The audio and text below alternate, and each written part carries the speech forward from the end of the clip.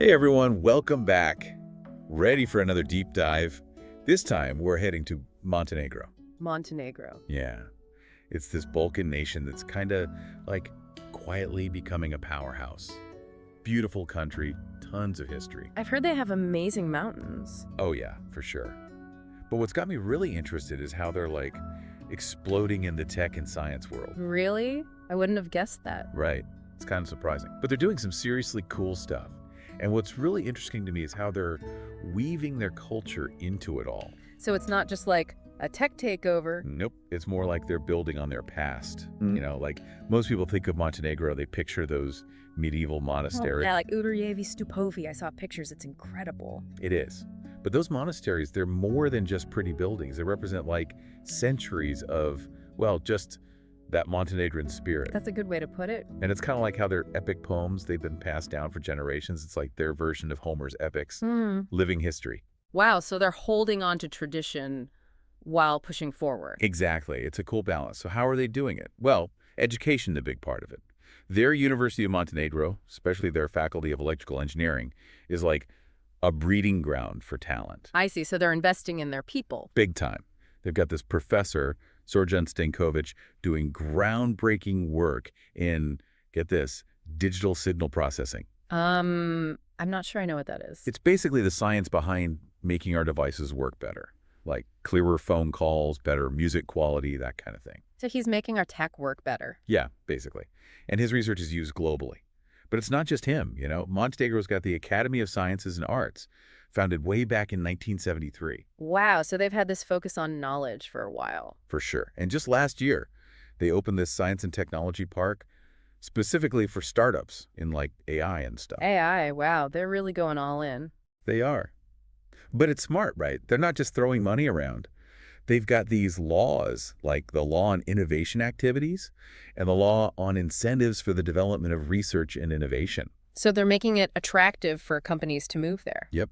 Tax breaks, financial aid, the whole 9 yards. Makes sense. But are they only focused on themselves, or are they working with others too? That's what's cool. They're thinking globally. They're super involved in international research projects. Yeah. Like they've got the Montenegro Research and Education Network, or MREN. What's that? It basically connects them to all these European networks so their scientists can collaborate on big projects, really push the boundaries. That's awesome. So what kind of projects are they working on? Oh, all sorts of stuff. But one that's super interesting is the Southeastern European International Institute for Sustainable Technologies. It's a mouthful, I know. Yes. Yeah, that's the one.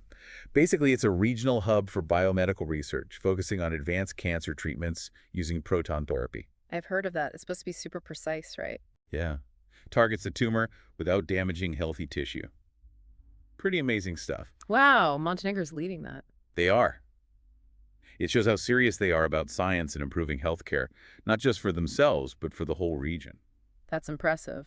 But I'm sure it's not all easy, right? Every country faces challenges when it comes to innovation. Oh yeah, definitely. One of the biggest ones for Montenegro is getting enough funding for research and development. Even with those smart laws, it's tough to attract the kind of investment they need to do truly groundbreaking work. Yeah, that makes sense. Even big countries struggle with that. It's a constant battle. And then there's the issue of connecting academia and industry. You can have all these brilliant minds at universities, but if their research doesn't translate into real-world applications, it kind of loses some of its impact. Right. It needs to be practical, too. Exactly. So they're working on building stronger relationships between universities and businesses, creating opportunities for collaboration and idea sharing. Smart move. But I bet they also have to deal with brain drain, right? You nailed it. It's a real challenge for smaller countries like Montenegro. All that talent they've worked so hard to cultivate. Sometimes they lose it to countries with more resources or higher salaries. It's like investing in a star athlete, only to see them get recruited by another team. Exactly. So they're trying to create those opportunities within Montenegro, building a vibrant startup scene, and fostering a culture of entrepreneurship. So they're trying to make Montenegro the place to be. Exactly. And it's working. They're attracting international talent, too, because people are starting to see Montenegro as this hub for innovation. Wow, so they're turning things around. Big time. And you know what else is cool? They're not just focused on holding on to talent. They're actually attracting it from all over the world. Seriously, that's awesome. I know, right? It's like they're saying, hey, world, we're small, but we're mighty and we're ready to make our mark. I love that. It's so inspiring. It really is. And this open, collaborative approach, it's what sets them apart. They're not afraid to learn from others, partner with international organizations, and contribute to global initiatives. It's like they're saying, we may be small, but we're not going to let that hold us back. Exactly. And they're not just talking the talk, they're walking the walk. They've got this thing called a smart specialization strategy, which is basically their long-term plan for becoming global leaders in certain areas. A strategy with a fancy name. I'm intrigued. Tell me more. Okay, so smart specialization strategy is kind of like instead of trying to be good at everything, they're picking a few things they're already good at and like becoming the best in the world at them. That makes sense. Focus your energy, right? So what areas are they, like, zeroing in on? Well, one is no surprise, information and communication technologies, ICT, as the cool kids call it. Yeah, with their tech scene blowing up, that's a no-brainer. Exactly. But they're not stopping there. Another big focus is sustainable tourism. Sustainable tourism. Okay, explain that one to me. So basically, they're using their incredible natural beauty, like think Adriatic coastline, those epic mountains. Oh yeah, those mountains are unreal. Right, so they're building up high-quality tourism, but doing it in a way that protects the environment. So it's like ecotourism, but like fancy. Kinda. Think solar-powered resorts, maybe even AI tour guides. Whoa, AI tour guides, that's next level. Right. But seriously, they're using tech to make the whole tourist experience better and more sustainable. Like some hotels have smart systems to track energy use and cut down on waste. So it's like luxury without the guilt trip. I like it. Yeah. What other sectors are they focusing on? Energy is another big one, especially renewable energy. They've got tons of natural resources, so they could really become a leader in that area. Yeah, renewable energy is huge right now. If they play their cards right, they could be major players in that whole global shift to cleaner energy. For sure. And it all ties back to their commitment to sustainability. They get that economic growth and protecting the environment. They go hand in hand. It's like they're thinking about the future. Not just their own, but everyone's. Exactly. But it's not just about the environment. They're also investing heavily in their people. Because you need smart people to make all this happen, right? You got it. They're focusing on education and training, especially in STEM fields. Science, technology, engineering, math. The stuff that builds the future. So they're making sure they have the brain power to make it all happen. But I'm guessing it's not just about technical skills, right? No, they're also pushing those 21st century skills like creativity, critical thinking, problem solving. Because you can't just be a robot. Got to have that human spark, too. Totally. They know innovation needs people who can think outside the box. So it's a really holistic approach to education. Okay, this all sounds amazing in theory, but how's it actually working out?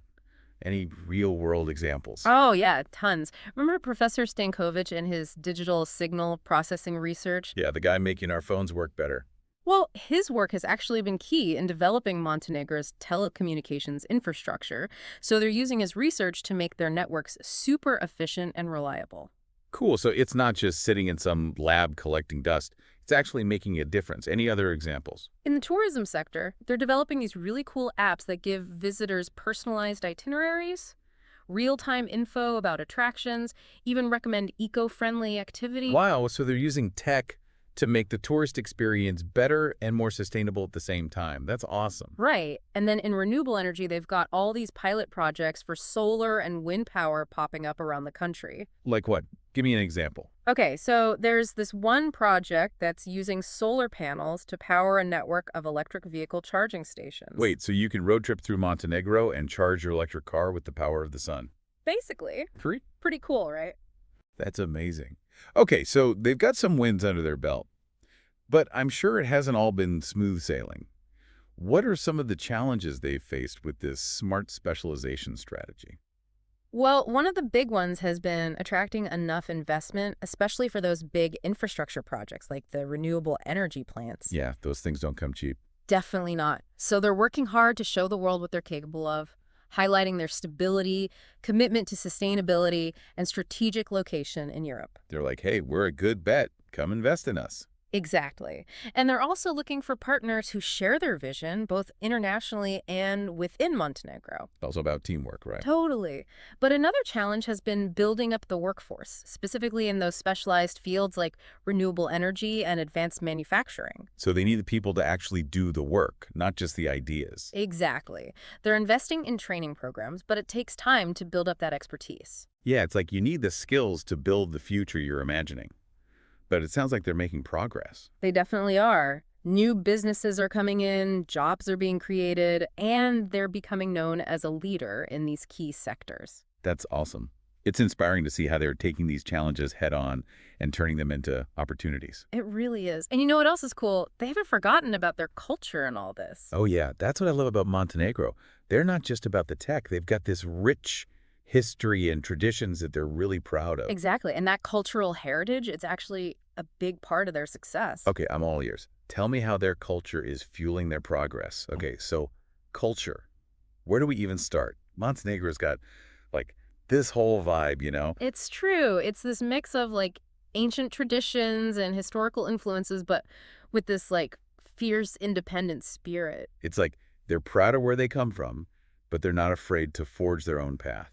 Exactly. And a big part of that is like literally woven into their culture, starting with their epic poetry. Oh yeah, the poems. We touched on that earlier. But like, remind me, what's so special about them? Well, for one, they're like ancient, passed down orally for centuries, often sung, not just recited. Wow, so they're not just words on a page. It's like a performance and experience. Totally. And they tell these amazing stories about heroism, bravery, the struggle for freedom. It's like their history is alive in these poems. Exactly. And for Montenegrins, they're more than just stories. They're a way to connect with their past, their values, their identity. It's like a cultural touchstone. Yeah, exactly. And one of the most famous examples is The Mountain Wreath by Peter II, Petrović, and Njegoš. Wait, Njegoš, wasn't he that Prince Bishop who was also a poet? Mm-hmm. Talk about a multi-talented guy. Right. He was a true Renaissance man. Yeah. And The Mountain Wreath, it's considered a masterpiece. It deals with themes of honor, betrayal, tradition versus modernity. Stuff that's still relevant today, even in Montenegro. Absolutely. But their literary tradition goes beyond epic poetry. They've got novels, short stories, plays. A whole literary scene. Yeah. And that love for language, it extends to their music and dance, too. Oh yeah, the music. I've heard bits and pieces. Very distinct sound. Kind of melancholic, but beautiful. Definitely. And they have these unique instruments like the gussel, a single-stringed instrument often used in those epic poems. Single-stringed. That's wild. I know, right? And then there's the dipple, a type of flute. It's got this haunting sound. I bet their folk dances are amazing too. Oh, they are. Imagine intricate footwork, synchronized movements, this real sense of community. It sounds like a celebration of their culture. Exactly. It's a way to connect with their roots. But we can't forget about the architecture, especially the monasteries. Oh yeah, those monasteries, they're like works of art in themselves. They really are. Perched on mountains, tucked away in valleys. They represent centuries of artistic skill, spiritual devotion, and that deep connection to history. It's like every stone tells a story. Exactly. And they've managed to preserve these treasures for so long. Yeah. It shows their respect for their heritage. It's like they're saying, this is who we are, this is where we come from. Totally. And that connection to their past, it's what gives them that resilience, that determination to succeed. It's like their culture is their superpower. Well said. And it's what makes Montenegro so unique. They're embracing progress, but they're not forgetting who they are. It's like they're showing the world that innovation and tradition, they can go hand in hand. Exactly. You can honor your roots while still reaching for the stars. So to wrap things up, I think it's safe to say that Montenegro is way more than just a pretty face. Definitely. They're a small country with a huge heart and a bright future. They're a reminder that size doesn't matter when it comes to making a difference in the world. And that progress and tradition can actually strengthen each other. So for all our listeners out there, keep an eye on Montenegro. They're doing amazing things. Absolutely. And never underestimate the power of a small nation with a big dream. That's a great note to end on. Thanks to everyone for joining us on this deep dive into Montenegro. We'll see you next time for another adventure in knowledge and discovery.